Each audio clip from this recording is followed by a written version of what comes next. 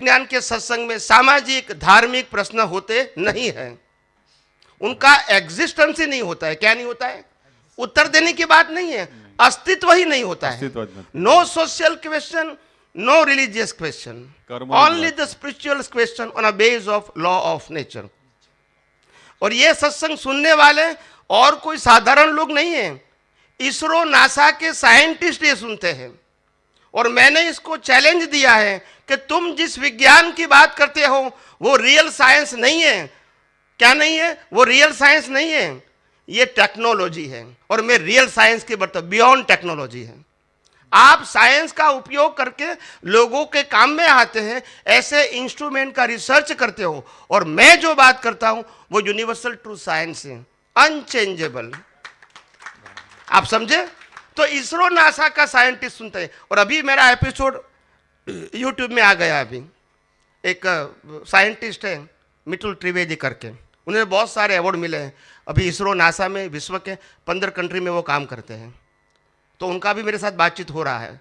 तो कहने का मतलब ये, दुनिया के हर व्यक्ति को स्वीकार करना पड़ेगा। ऐसी कोई बात नहीं है कि मैं धर्म संप्रदाय की बात करता हूँ। मैंने पहले भी कहा मेरी बात धार्मिक और सांप्रदायिक या सामाजिक से ऊपर है। क्या बताया? और इसीलिए मैं इस सब्जेक्ट को छेड़ना नहीं चाहता हूं, क्योंकि मेरा सब्जेक्ट नहीं है। और उसमें जो कुछ भी हो रहा है by relative view point all are correct. तो इसीलिए वो मेरा सब्जेक्ट नहीं है, मैं उसमें डिस्कशन नहीं करता हूं। कोई कहता है मैं राम को मानूं, कोई कहता है कृष्ण को मानूं, कोई कहता है महावीर को मानूं, कोई कहता है शिव को मानूं, कोई कहता है स्वामीनारायण। जिसको मानना है मानो, मगर एक बात ध्यान रखना कि हिंदुस्तान के अंदर इतने सारे धर्मगुरु आए और सभी धर्मगुरु ने यही सिखाया कि पत्थर के अंदर परमात्मा है, मगर यह सिखाना अभी बाकी है कि जिंदे व्यक्तियों के अंदर परमात्मा है।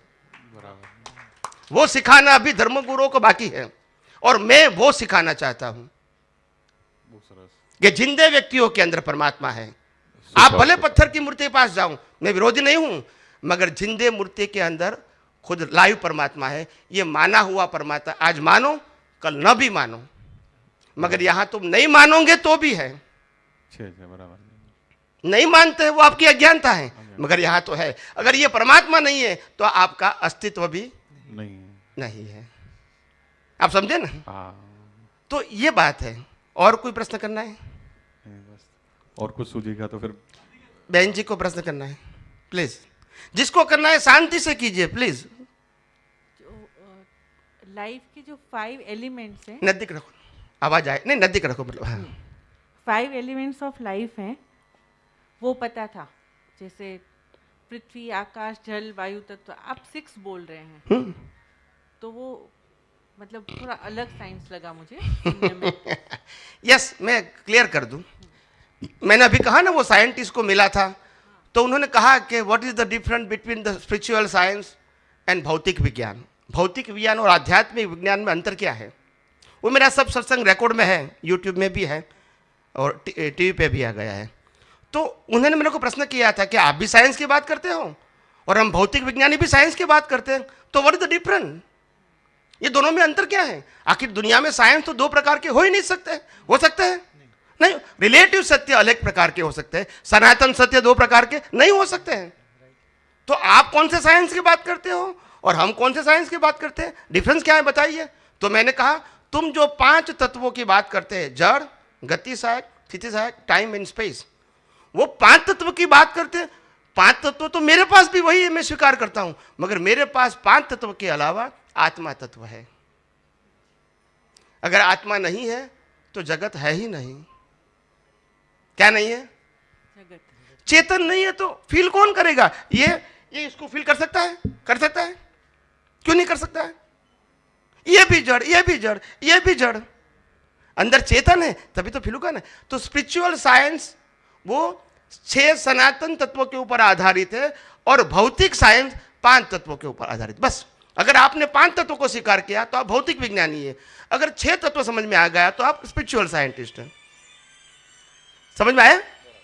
समझ में आया? हाँ, इतना ही डिफरेंस है। तो उसमें से कहीं गलत है? Spiritual is greater. तो 5 तत्व वही के वही है, यहां भी वही है। जो आध्यात्मिक, जो स्पिरिचुअल साइंटिस्ट, अरे भौतिक विज्ञानी कहते हैं ना, वही 5 तत्व की हम बात करते हैं, और कोई नए तत्व नहीं है। विज्ञान में 2 प्रकार हो नहीं सकते, और जो 2 प्रकार है तो हम ये रिलेटिव सत्य है। क्या है? सनातन सत्य में ऑप्शन नहीं होता है, एक्सेप्ट और नॉट, स्वीकारो या ना स्वीकारो। मैंने कहा ये आध्यात्म विज्ञान की जो बात करता हूं, जो कुदरती कानून और कुदरती रचना के ऊपर आधारित है, वो बात दुनिया के हर व्यक्ति को अगर मुक्ति के मार्ग में आगे बढ़ना है तो आज नहीं तो कल स्वीकारना ही पड़ेगा, और कोई ऑप्शन नहीं है। और रामकृष्ण महावीर ने पहले ये स्वीकार किया था, अनुभव किया था, उसके बाद वितराग बने। ये विज्ञान जाने बिना कोई भी व्यक्ति वितराग हो ही नहीं सकता। क्या बताया? हो ही नहीं सकता। और कई लोग कहते हैं कि मैंने शुद्धात्मा पर प्राप्त कर लिया, या तो मैं आत्मा को जानता हूं। आत्मा जानने से कुछ नहीं होगा। ये आत्मा शब्द तो मैंने कहीं अवतारों से जाना है, और दादा भगवान ने खुद कहा था मैं ऋषभदेव भगवान के समय भी था, उसके बाद 10 लाख साल हो गया। मैं दादा भगवान की बात करता हूं। तो आत्मा शब्द तो वही भी जाना था, तो फिर इतने साल क्यों हुए? आप समझो। इसीलिए शब्द ज्ञान की जरूरत नहीं थी, ये सनातन सत्य कुदरती कानून की जरूरत थी। हम आत्मा में नहीं बंधे हुए, हम दुनिया में फंसे हुए हैं। और दुनिया में इसीलिए फंसे क्योंकि हमारे में अज्ञान है। किसका अज्ञान है? ये दुनिया कैसे चलती है उसका सनातन सत्य नहीं मालूम, ये अज्ञान है। मैं आत्मा हूं, वो तो हिंदुस्तान में हर व्यक्ति को मालूम है कि नहीं? धर्म कोई भी है, मालूम तो सबको है कि मैं आत्मा हूं, भले अनुभव नहीं है किसी को, मगर मालूम तो है ना। They have a knowledge from scripture और गुरु। मगर क्या नहीं मालूम है? ये दुनिया कैसे चलती है। और नहीं जानते तभी तो राग द्वेष करते हैं। अगर जानेंगे तो राग द्वेष क्यों करेंगे?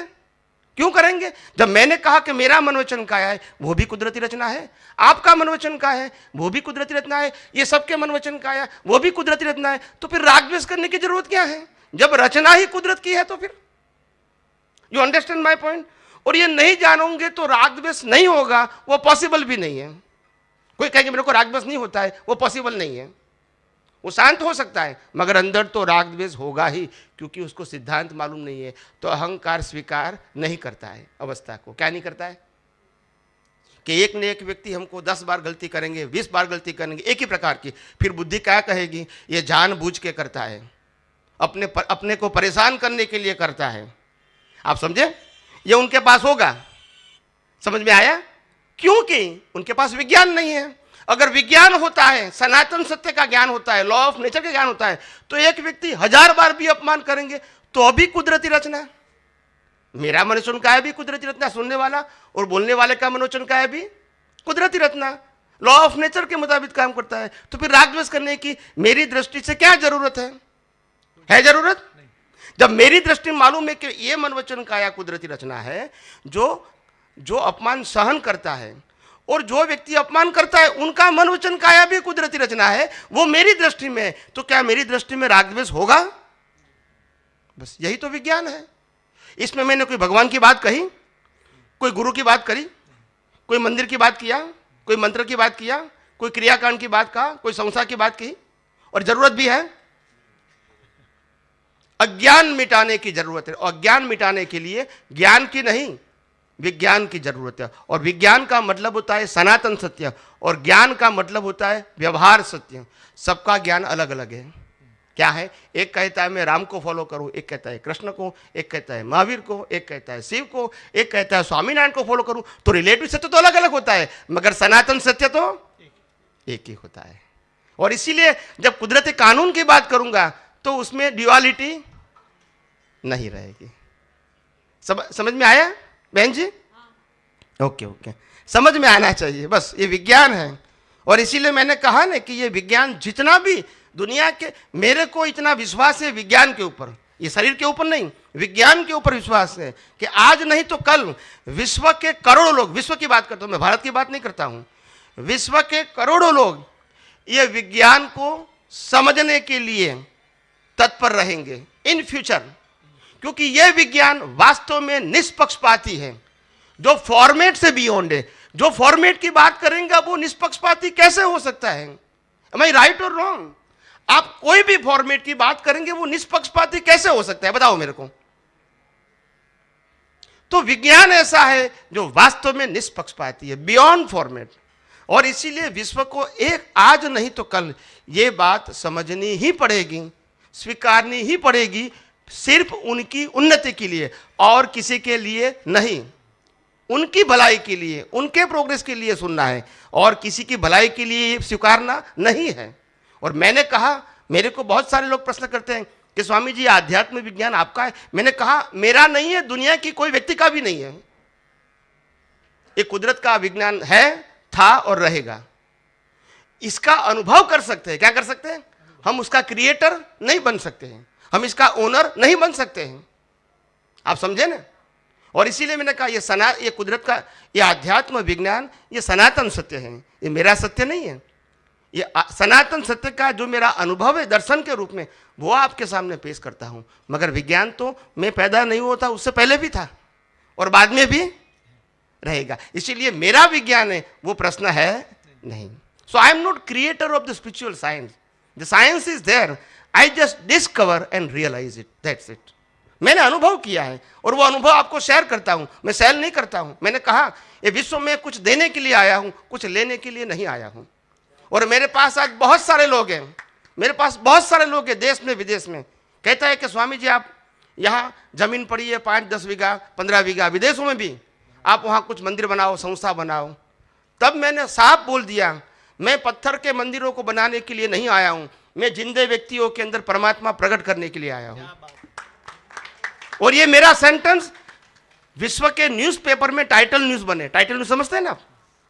टाइटल न्यूज़ ऐसा कोई बोल नहीं सकता है ना। जिसकी नीति और नीयत साफ है उनके साथ हर रोज हर समय कुदरत होती ही है। आप समझे ना? और इसीलिए मेरे को कुदरत को विनती करने की जरूरत नहीं पड़ती है। मेरी नीति और नीयत साफ है। Always the nature will with us. आप समझे? और कई लोग मेरे को कहते हैं, अरविंद भाई, कई लोग मेरे को कहते हैं कि स्वामी जी आप अकेले क्या कर सकते हैं विश्व के अंदर? आप कहते हैं कि मेरे को पूरे दुनिया के अंदर आध्यात्म विज्ञान को फैलाना है, हाउ इट इज पॉसिबल? तो मैंने बोला क्यों नहीं पॉसिबल है? राम भी अकेले थे, कृष्ण भी अकेले थे, महावीर भी अकेले थे, मैं भी अकेला हूं। एक व्यक्ति क्या कर सकता है? उसका तो पूरा इतिहास है कि नहीं? और इसीलिए अकेला होना वो कोई कमजोरी नहीं है, वही तो साहस है और वही तो सुरवीरता है। तो अकेला होना कोई निर्बलता नहीं है, मगर अकेले के साथ नियत और नीति होनी चाहिए और आत्मविश्वास भी होना चाहिए, तो कुछ भी संभव है। कुछ भी संभव है, कुछ भी असंभव नहीं है। मगर मैंने पहले भी कहा नीति और नियत, मैंने पहले भी कहा मेरे जीवन का एक ही लक्ष्य है, मैं दुनिया में कुछ देने के लिए आया हूं, कुछ लेने के लिए नहीं आया हूं। इसीलिए मेरा सेंटेंस है, I share my experience but not to sell. मैं बेचने के लिए नहीं आया हूं, बांटने के लिए आया हूं। That is the mission of my life. और आज हजारों लोग, और अभी धीरे धीरे जिस प्रकार से मैंने कहा, कई लोग मेरे को प्रश्न करते हैं कि स्वामी जी आपके फॉलोअर्स कितने हैं, ऐसा मेरे को प्रश्न करते हैं। तो मैंने कहा मैं कभी फॉलोअर्स नहीं बनाता हूं। I am a spiritual scientist और मैं साइंटिस्ट बनाने के लिए आया हूं। मैं किसी को फॉलोअर्स नहीं बनाता हूं और मैं किसी को हैंडी पे कैप बनाने के लिए नहीं आया हूं। मैं उनके सामर्थ्य को जगाने के लिए आया हूं। जो उसके अंदर है, मेरे अंदर नहीं, उसके अंदर भी है वही सामर्थ्य, इसको जगाने के लिए आया हूं। मैं उसको हैंडीकैप करने के लिए नहीं आया हूं, चलो भी आप शिष्य बन जाओ, मैं कहूं वो करो, ऐसा मैं उसको पालतू बनाना के लिए नहीं आया हूं। तो मेरा सब्जेक्ट ही अलग है। और आज धीरे धीरे 50-50 करके साइंटिस्ट एवरी 3 मंथ्स बन रहे हैं, एवरी 3 मंथ्स स्पिरिचुअल साइंटिस्ट बन रहे हैं। और वो सर्टिफाइड, और वो दुनिया में जाके आध्यात्म विज्ञान की बात अपने अनुभव की करेंगे, मेरे अनुभव की नहीं करेंगे। Because he is equivalent as a spiritual scientist, not as a followers और नॉट एज अ डिसाइपल्स। आप समझे ना? तो ये मेरा मिशन है। और मिशन में बहुत सारे लोगों की हेल्प है, बहुत सारे लोगों की हेल्प है, और अपने आप आती रहती है, काम रुकता नहीं है। तो इसीलिए कई लोग मेरे को कहते हैं कि स्वामी जी ऐसा ऐसा धीरे धीरे क्यों होता है? मैंने बोला जल्दी करने की जरूरत भी क्या है? जब राम और कृष्ण जीवित थे, जब राम और कृष्ण जीवित थे, कभी उन्होंने 25 व्यक्तियों के सामने प्रवचन नहीं किया है। You check the whole history. मगर आज करोड़ों लोग इसको मानते हैं। क्यों? उनकी बात में सच्चाई थी। तो आज आपकी बात में सच्चाई है तो कल क्यों नहीं मानेंगे? यह प्रश्न मेरा नहीं है, यह प्रश्न मानने वाले का है। मेरा नहीं है, मेरा तो आत्मविश्वास है कि दुनिया के हर व्यक्ति को आध्यात्म के मार्ग में आगे बढ़ने के लिए और दुनिया का सनातन सत्य समझने के लिए यह आध्यात्म विज्ञान समझना ही पड़ेगा, और कोई ऑप्शन नहीं है। यह मेरा विश्वास है, और इसीलिए मेरी हर बातों में, हर सेंटेंस में कॉन्फिडेंस होता है। क्या होता है? कॉन्फिडेंस, आत्मविश्वास होता है। मैं ऐसा डर के घबराते घबराते कोई भी सेंटेंस का यूज नहीं करता हूं।